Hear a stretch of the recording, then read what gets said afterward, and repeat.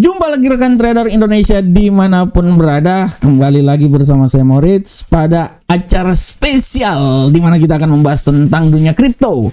Kita akan mengulas tentang pergerakan Bitcoin, dan ini spesial buat rekan trader dari Amarket. Rekan trader semuanya, 1 minggu telah berlalu dan kita bisa melihat bagaimana pergerakan yang sangat dinamis yang terjadi pada Bitcoin.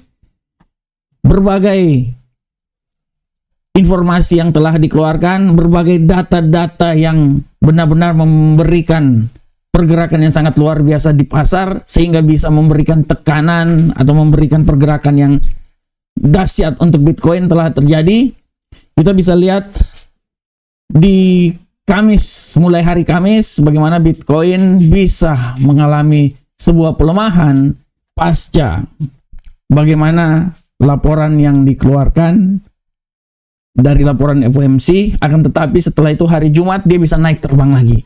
Ini bisa kita lihat secara jelas dan kita akan coba membahasnya.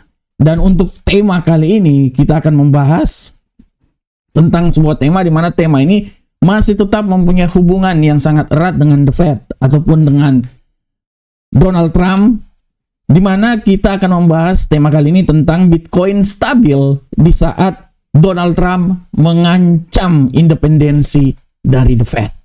Kita tahu bahwa independensi dari The Fed sangat penting rekan trader, karena dari independensi tersebut kita akan bisa melihat bagaimana pergerakan yang terjadi di pasar, bukan cuma di Bitcoin tapi di pasar trading semuanya.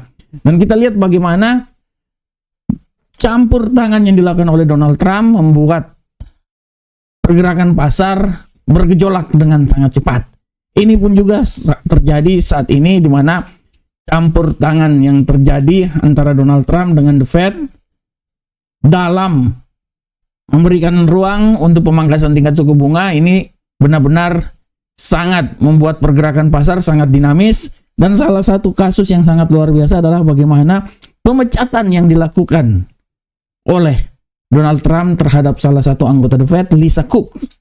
Nah, ini dia rekan trader, sangat memberikan pengaruh yang sangat luar biasa terhadap pergerakan pasar, dan pengaruh itu juga akan terjadi pada Bitcoin. Kita akan bahas bersama-sama, tapi sebelumnya rekan trader kita coba lihat bagaimana pergerakan yang terjadi pada Bitcoin selama 1 minggu terakhir ini. Rekan trader bisa lihat dengan jelas bagaimana pergerakan yang terjadi pada Bitcoin selama 1 minggu berturut-turut, mulai dari tanggal 22 kemarin hingga hari ini. Ya, mulai dari tanggal 21 lah kalau saya lihat ya, dari tanggal 21 kita bisa lihat bagaimana pergerakannya yang sangat dinamis rekan trader. Mulai dari hari Kamis, bagaimana Bitcoin ini bergerak sangat dinamis rekan trader. Dimulai dari rally pasca pengumuman dari FOMC yang menyatakan bahwa pemangkasan tingkat suku bunga sengaja ditahan dan masih tetap berada di sekitaran 4,25%. Ini membuat bagaimana Bitcoin bergerak sangat dinamis dan Bitcoin mengalami pelemahan yang signifikan hingga menembus level terendahnya di seputaran 112.126. Akan tetapi kalau rekan trader lihat di hari berikutnya bagaimana Bitcoin bisa naik ke posisi yang lebih tinggi. Ini juga tidak bisa dilepas dari bagaimana statement yang dikeluarkan oleh Jeremy Powell pada simposium Jackson Hole, di mana dengan gamblang menyatakan bahwa pemangkasan tingkat suku bunga sudah saatnya dilakukan dan kemungkinan memang akan dilakukan pada bulan September nanti.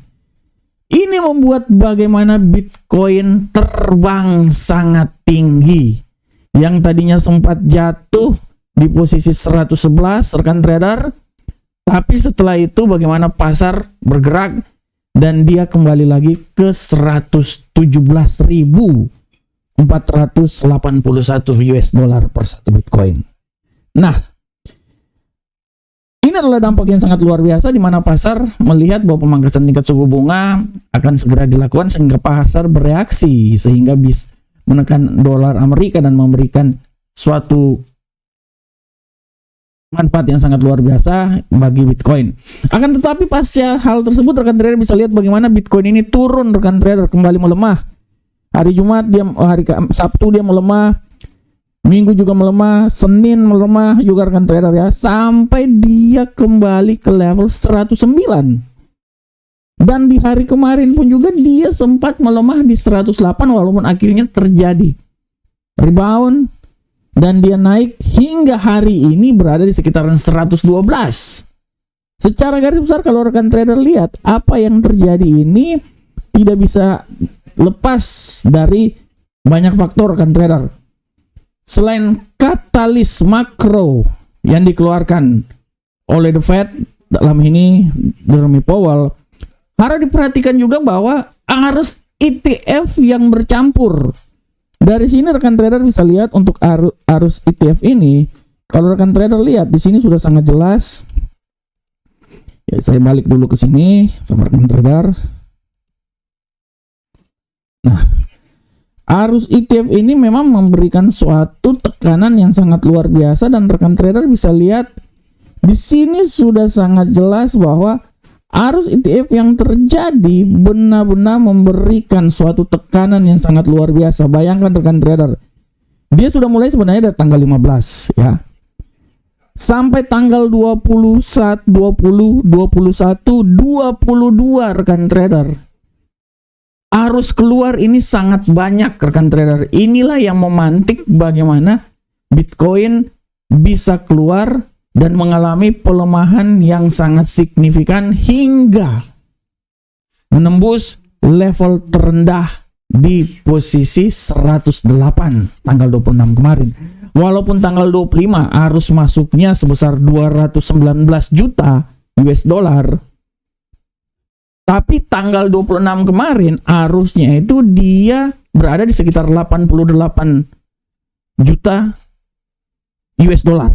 Dari sini sudah sangat jelas rekan trader bahwa kita bisa melihat bahwa arus masuk yang terjadi setidaknya memberikan peluang untuk Bitcoin mencoba untuk kembali lagi menjadi bullish rekan trader. Kalau rekan trader lihat apa yang terjadi secara garis besar, memang arus keluarnya ini sangat banyak rekan trader.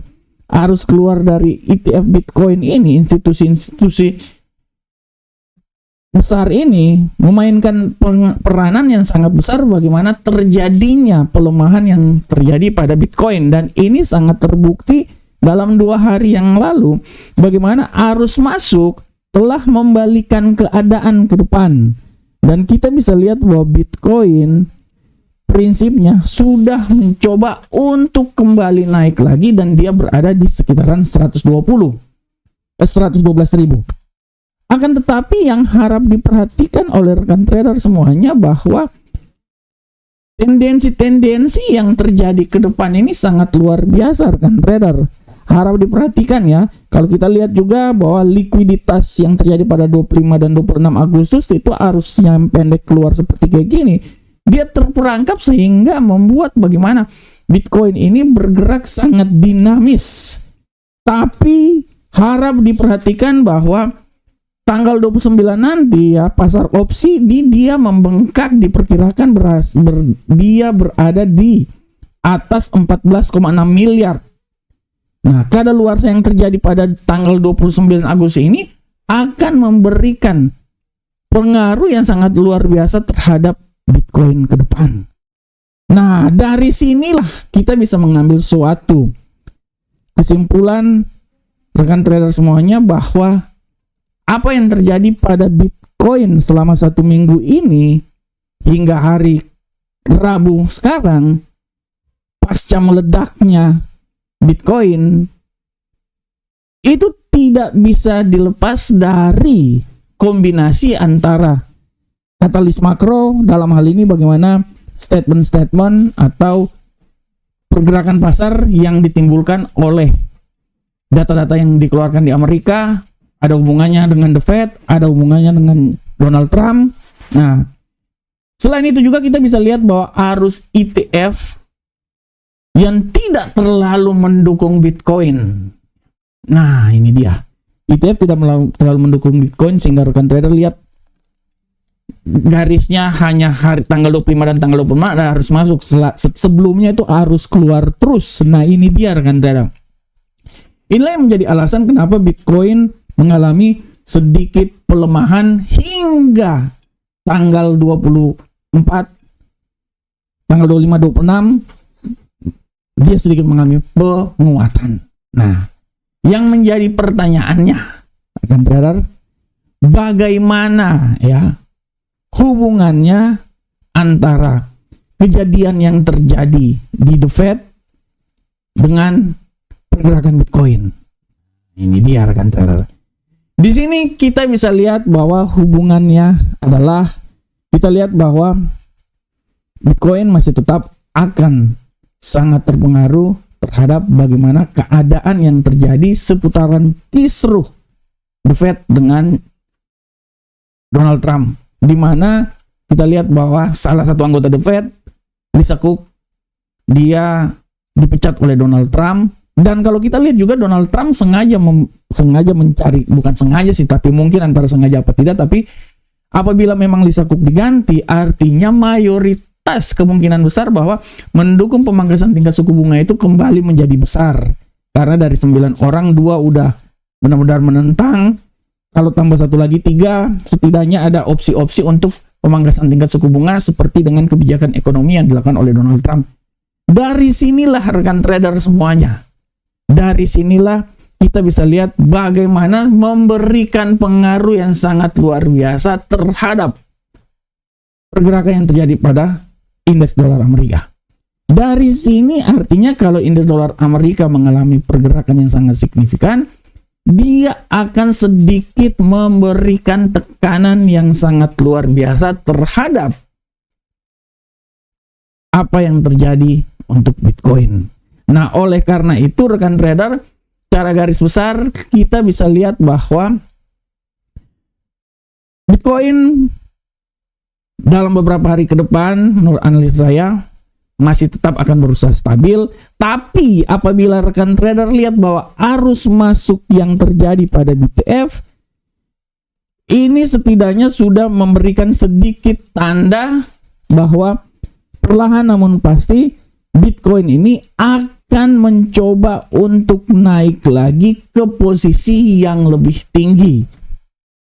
Di sini sudah bisa lihat apabila memang datanya arus masuk yang arus masuk ETF ini, Bitcoin Spot ETF ini dia mengalami sedikit banyak aliran masuknya, artinya dia akan mendorong Bitcoin untuk naik ke posisi yang sedikit lebih tinggi lagi.